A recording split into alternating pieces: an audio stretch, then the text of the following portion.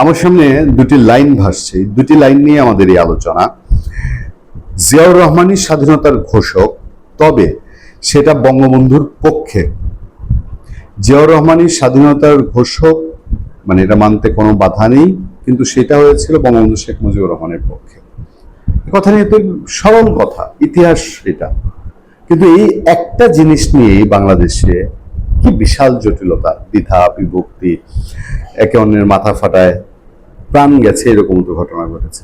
এই শুধু এই লাইন, মানে এই একটা লাইনের মধ্যে জিয়াউর রহমান স্বাধীনতার ঘোষক, তবে সেটা বঙ্গবন্ধুর পক্ষে। এই লাইনটা আওয়ামী লীগও মানতে চায় না, বিএনপিও মানতে চায় না। আওয়ামী লীগ মানে না কোন অংশটা জিয়াউর রহমান স্বাধীনতার ঘোষক, মানে বঙ্গবন্ধুর পক্ষেও যে সে স্বাধীনতার ঘোষক। এই স্বাধীনতার ঘোষক শুনলে আওয়ামী লীগের মনে হয় মাথার রক্ত পায়ে উঠে পড়ে, সেটা শুনতে চায় না।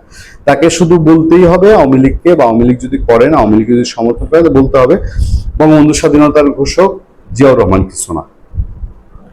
আবার বিএনপি দিক দিয়ে যদি দেখেন, বিএনপি এই লাইনের দ্বিতীয় অংশটা মানে না। যেমন তারা মানে জিয়াউর রহমানই স্বাধীনতার ঘোষক, তবে সেটা বঙ্গবন্ধুর পক্ষে। মানে জিয়াউর রহমান হঠাৎ করে একজন মেজর অন সিন আর্লি বিউটিফুল মর্নিং, তার মনে হইলো তিনি বাংলাদেশ স্বাধীনতা ঘোষণা করে বসছেন। বঙ্গবন্ধু শেখ মুজিবুর রহমান যে এই যে 2 যুগ 3 যুগ সাধনা করে বাংলাদেশকে সংগঠিত করতে করতে করতে করতে ত্যাগ তিতিক্ষা জীবনে 13টা বছর জেলে দিয়া এই স্বাধীনতা সংগ্রাম গোছায় রাখলেন, এইটা কোনো বিষয় না। বলতে হবে জিয়াউর রহমান স্বাধীনতার ঘোষক, কিন্তু এটা বলবে না যে এটা বঙ্গবন্ধু স্বাধীনতার ঘোষণাটা কি ছিল। সবাই জানে, সবাই বোঝে, কিন্তু মানে না অর্ধেক মানুষ, জানে না অর্ধেক মানুষ, এরকম ভাব। I declare the independent of Bangladesh in behalf of Bangabandhu Sheikh Mujibur Rahman. এখন বিএনপি শুধু বলে I declare the independent of Bangladesh on behalf of independent on behalf of our great nation, এটা বঙ্গবন্ধু শেখ মুজিবুর রহমান মানে না। আর I declare the independent of Bangladesh, এইটা আওয়ামী লীগ মানে না। বিরোধটা তো আমাদের কাছে সেখানে গিয়ে ঠেকেছে। আলোচনার সূত্রপাতটা হয়েছে যে এই লাইনটা আবার নতুন করে বলেছেন বঙ্গবীর কাদের সিদ্দিকী। আচ্ছা, মহান মুক্তিযুদ্ধে জিয়াউর রহমান ছিলেন স্বাধীনতার ঘোষক, তবে সেটি শেখ মুজিবুর রহমানের পক্ষে বলে মন্তব্য করেছেন বঙ্গবীর কাদের সিদ্দিকী। তিনি বলেন, বঙ্গবন্ধু বা জিয়াউর রহমান কাউকে ইতিহাস থেকে মুছে দেওয়া যাবে না। সম্প্রতি দেশের একটি গণমাধ্যমে আয়োজিত টক শোতে অংশ নিয়ে তিনি কথা বলেন। কাদের সিদ্দিকী বলেন, মুক্তিযুদ্ধ না থাকলে বিএনপি থাকতো না, আর মুক্তিযুদ্ধের নেতৃত্ব দিয়েছে আওয়ামী লীগ, তাই এই দুই দলেরই মুক্তিযুদ্ধ নিয়ে কথা বলার নৈতিক অধিকার রয়েছে। তিনি অভিযোগ করেন, অনেক রাজনৈতিক নেতা জিয়াউর রহমানকে ছোট করার চেষ্টা করেছেন, তবে তিনি বলেন জিয়াউর রহমান এত ছোট নন, তিনি মুক্তিযুদ্ধের একজন প্রবাদ পুরুষ। বঙ্গবীরের ভাষ্য, মুক্তিযুদ্ধে একমাত্র স্বাধীনতার ঘোষক ছিলেন জিয়াউর রহমান, তবে তিনি সেই ঘোষণা দিয়েছিলেন শেখ মুজিবুর রহমানের পক্ষে। নিজের উদ্যোগে তখন তার স্বাধীনতার ঘোষণা দেওয়ার পরিস্থিতি বা ক্ষমতা ছিল না বলেও মন্তব্য করেন তিনি। কাদের সিদ্দিকী আরো বলেন, জিয়াউর রহমানকে যেমন মুছে দেওয়া যাবে না, তেমনি হাজার বছরেও শেখ মুজিবুর রহমানকে মুছে দেওয়া যাবে না।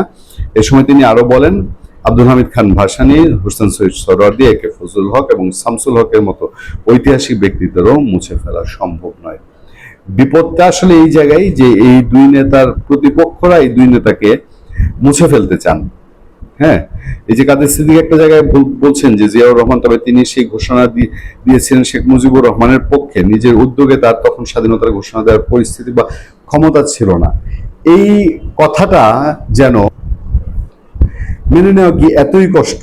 যদি এই বাস্তব সত্যটা দুই দল মেনে নেয়, আওয়ামী লীগ এবং বিএনপি, তাহলে দ্বিধা থাকে না। এবং বাংলাদেশের মানুষের মধ্যে হিংসা, বিভেদ, ক্ষোভ, এগুলা রাজনৈতিক যে মূল দ্বন্দ্বটাই তো এখানে, যে দুই দলে আওয়ামী লীগ এবং বিএনপি তাদের শীর্ষ নেতাকে দিয়ে স্বাধীনতা যুদ্ধের ক্রেডিটটা তাদের সম্পূর্ণ করতে চায়। মানে এমন বোঝানো যে জিয়াউর রহমান ওই ঘোষণাটা ওই দিন দিয়েছিলেন বলেই বাংলাদেশ স্বাধীন হয়েছে।